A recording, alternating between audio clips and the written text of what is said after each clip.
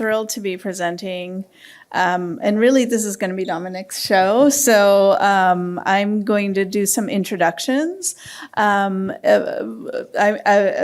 Welcome to this session. We're going to be hearing from Dominic Mitchell, Deputy Director and Platform Manager from DOAJ. And I'd also love to add an incredibly great partner as we've been doing some work on an integration, which I'll be talking to you about shortly. Just as a quick summary of our presentation, we'll be talking a little bit today about our shared commitment to supporting Diamond Open Access.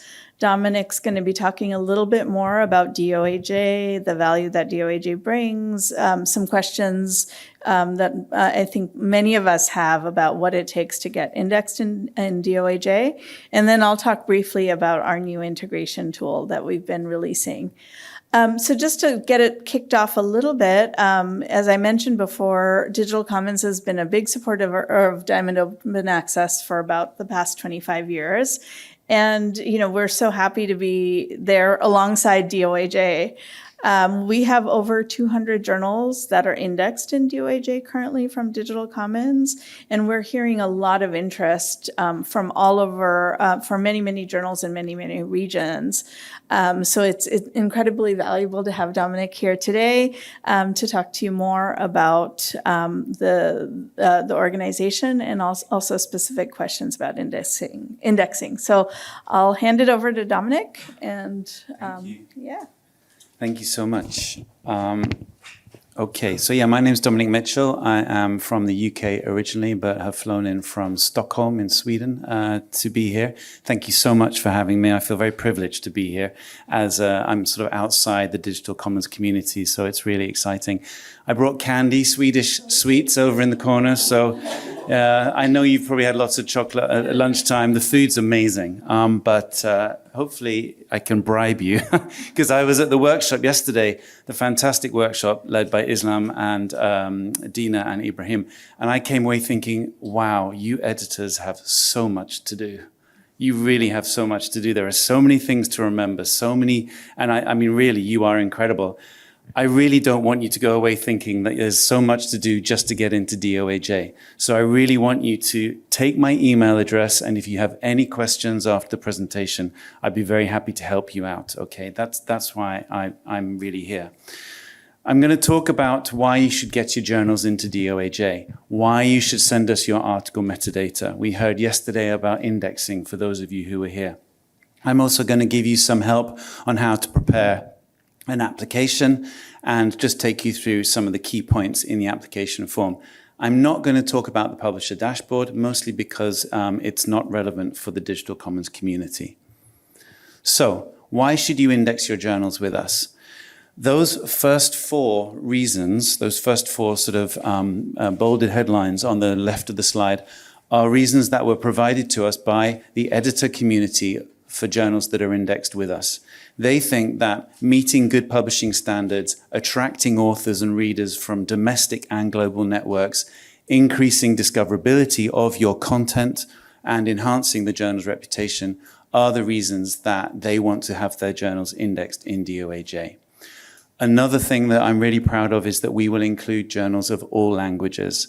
There was some, and that's really important, I think, for the diversity of scholarship. I don't agree that everything should be in English, but we will include the application for your journals, whatever the language. And also, DOAJ indexing is often or sometimes a criteria for being included in lists for certain governments or countries. And we've got here an example from South Africa. The Department of Higher Education and Technology has included, if you want to publish in a journal, it must be indexed in DOAJ. I'm also quite proud about DOAJ's diversity. And this is some research that was done in 2023, and we're redoing it this year.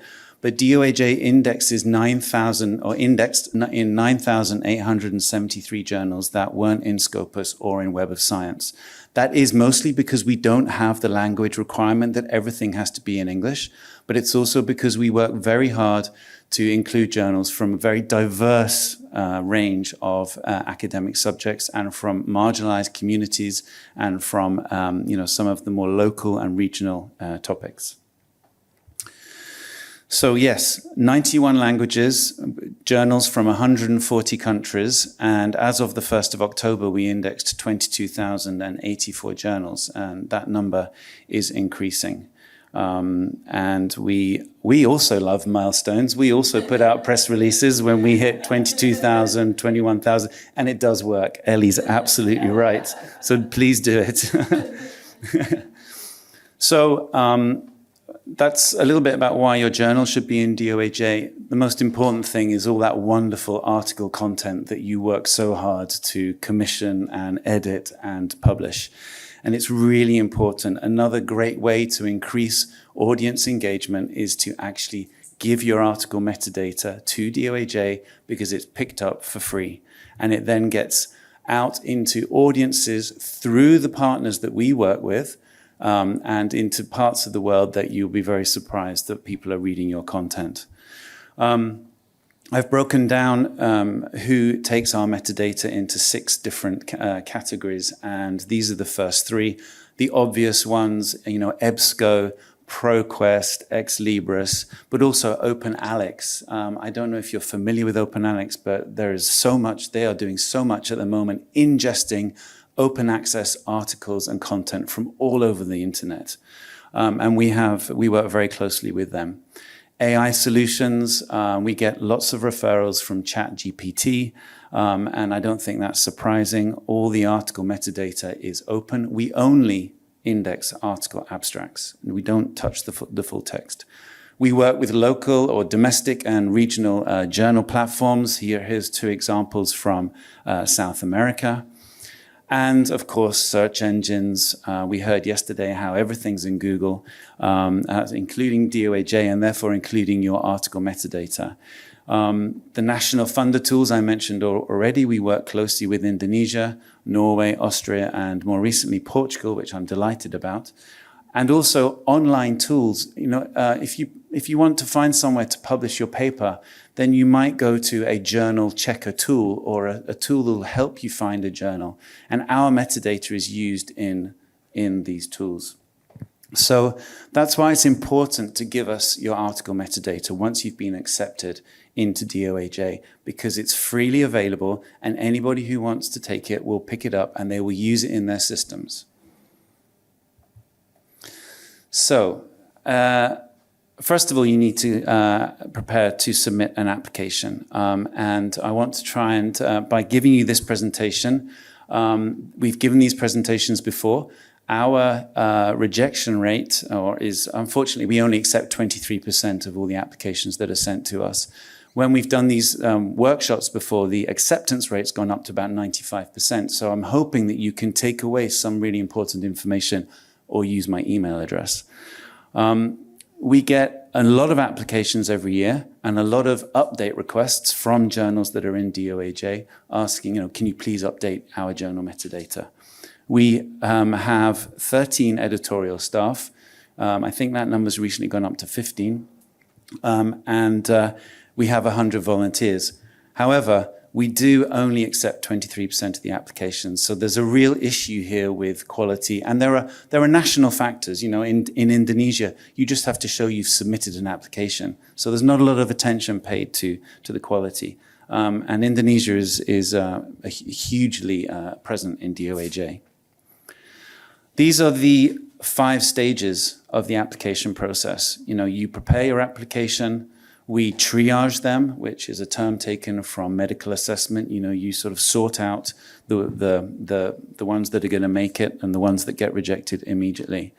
It goes for independent review, and then there's a final decision that is taken, and then we send that decision back to you. If it's a rejection, then we will give you constructive feedback about the things that you need to improve. The triage process is absolutely vital for us. It's the only way that we can stay on top of the increasing number of applications that come in. And these checks are absolutely rudimentary. You have to make sure you have an ISSN. You have to make sure it's fully registered and confirmed at at the issn.org website. You have to make sure that the journal website is online and it's available. It sounds obvious, but that's not obvious in every part of the world. Sometimes journal websites go up and down, and that can be very difficult for us to make an assessment. And you have to make sure, of course, we only index open access journals, is the full text of the content freely available and without an embargo. And crucially, you have to include the copyright and licensing information on your website.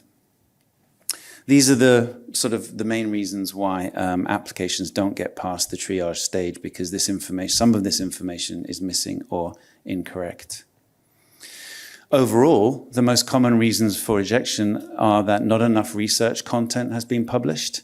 We have strict rules about how much content you must publish. We do make concessions, particularly in the arts and humanities, because in those communities, publication schedules are less regular. The links that have been given in the application form are pointing to the wrong information, or some information is just missing completely.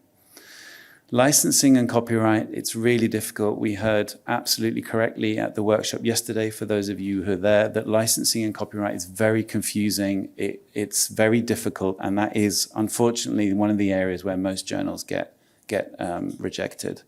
We have very clear guidelines on the website about what must be said and what must be stated. And if you are in any doubt, then please contact me. And then there's the problems around peer review or endogeny. Endogeny is if there are too many articles that are published by the editor of the journal in an issue. So you've read through our guide to applying, where all of these criteria are listed out, and you've checked off your journal. So now you're going to submit the application. We do get applications from journals that aren't open access. DOAJ's been around for 22 years. We have a reputation. People want to have their journals with us. It sounds silly to say, yes, your journal must be open access, but sometimes people just submit to us anyway. And it has to be actively publishing. We do want to see that you've published some recent articles. It may be you're not going to publish anything for a while again, but we do need to see that the journal is actively publishing. On our guide to applying, we have a section called Basic Criteria. You only need to meet that section to say that you've satisfied our criteria. There are additional criteria. There are extra criteria around AI and special issues. You don't need to worry about those. Get the journal into DOAJ first, and then come back and see if you can improve the journal by looking at our other criteria. It's a long application form. You do have to answer all of the questions, apart from, I think it's 4. And those are the only ones marked optional. So, as I hinted to, a lot of people just submit an application before it's ready, and then it gets rejected, and then you're embargoed for at least 6 months. And that's a real shame. You've put a lot of time and effort into that. Please save a draft of the application. We provide that functionality, and then check the details. Ask me questions. I can connect you to our editorial team, who are the experts. If you're in any doubt, don't submit it, okay? Because I think you're putting all your time into this. You'll be really disappointed if you just get rejected. So each of these sections at the top here are the different sections of our application form. First of all, we need to make sure that your journal's open access. Do you display the open access statement? Do you show the date that the journal started publishing open access? And do you show the license used? And then moving on to the next section, we want to then know about the journal. What's the title? What's the homepage URL? Some of these things will be very easily available to you. Some of them will be slightly harder for you to pull together. We do want to know subject keywords, and we use those keywords to then classify the journal. So that people who come to DOAJ because they want to find a journal to publish in, or because they want to find research that you've published, can browse. And then also we want to know which organizations are associated with the journal. The copyright and licensing section, we need to know which Creative Commons license you are applying, or if you have your own equivalent license. And we need to know if it's embedded or displayed in articles. That's not one of the basic criteria. It's just a piece of information we like to be able to tell visitors to the website. And we do like to know whether authors of your papers retain the copyright and the publishing rights. Again, that's just good practice. It's just good practice for authors to retain copyright and all publishing rights. It's not something that is a requirement to be indexed in DOAJ. And then we like to know about your editorial policies. You know, which peer review policies do you use? What's the aims and scope? As we know, that's a very important page. The editorial board. Make sure that there aren't any people associated with predatory publishers on your editorial board. Your instructions for authors are very clear. And we also like to know the average number of weeks from submission to publication. That's not a piece of information that we publish on the public front end. We use that to check as a quality check for your journal. Peer review is tricky. We know that peer review it's difficult to check that peer review is being done correctly, but the least you can do is be very transparent about the peer review that you use on your website. So you must at least have 2 independent reviewers. Editorial review, which is where the review is done by members of the editorial board, is allowed for arts and humanities journals only. And then guest-edited content, particularly if it's in a special issue, must adhere to the same quality standards as any regular content. I've mentioned endogeny already, and we've also added extra criteria for special issues. For any of you who observe the scholarly communications world, you'll know that last year and the beginning of this year, there was a huge scandal about publishers, mostly large commercial publishers, publishing loads of special issues so that they could get their impact factors up. So we had to add a special criteria for that. This is really important. If you're open access and you don't charge a fee, you have to tell people on your website. Okay, so obviously if you charge a fee, then that must be stated. But if you don't charge a fee, then you must state that as well. And also if you include waivers for any APCs that you do charge, and if you include other fees. And this list of other fees, I mean, this list grows all the time. Publishers are very, very inventive with their charges, and quite rightly so. It's a very important form of income. But we just like you to be transparent and tell the authors what they can expect. I think there's one missing here, which is the retraction charge, which I think is terrible. But anyway, that's my personal opinion. We then, on the last section of the application form, we have a section for best practice. Again, these are just things we like to know. Do you do this? Okay, they're not going to affect whether you are compliant for DOAJ or not. Do you have a long-term preservation policy? Do you allow authors to put a copy of their paper into a repository? Do you use unique identifiers or persistent identifiers? Okay, so you've worked your way through the application form, you've saved the draft, you've checked it, you're now ready to submit. You've maybe sent me an email or two. One final check. Check the guide to applying, check the basic criteria again. Ask for clarification if you're unsure about anything. And we do have a great working relationship with Digital Commons, and we've had that for at least 5 years.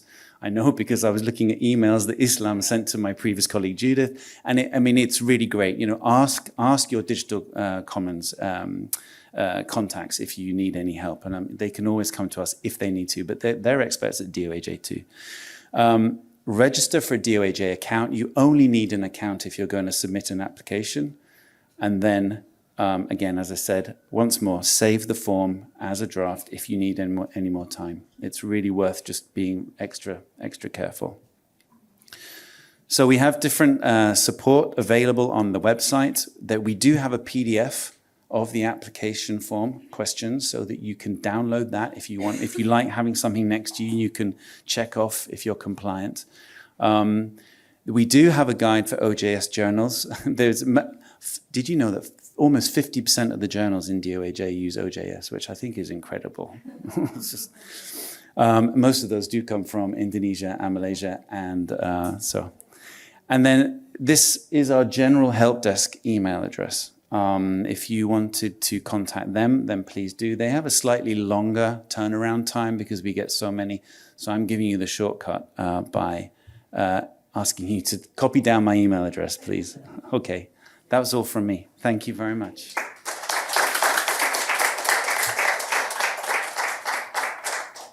Wow, that was so informative. Thank you so much. And I'm sure there's a lot of questions, so I won't take too much longer on my side. But I just do want to take this opportunity to announce that we're creating a new tool so that any journal that's on Digital Commons that's applied to and been accepted by DOAJ will be adding a tool to DC so that we can send your metadata and content automatically. So currently we do have about 200 journals that are indexed in DOAJ. And for those editors right now, they're manually getting their metadata and sending it independently of our system. So I'm really happy to announce that we can save some time and hopefully a little bit of money for those editors and for those publishers. So here's a little bit of information about our integration. We'll be officially releasing it towards the end of the year, and I'll be announcing it on the Google group as well as some other venues. And feel free to ask me a little bit more about it. But, basically it's a tool that will be available for free and it'll be fairly automated. And in order to use it, you'd have to connect, as always, with your consulting services representative. Okay, so with that, here's a little bit of a workflow around it. And then if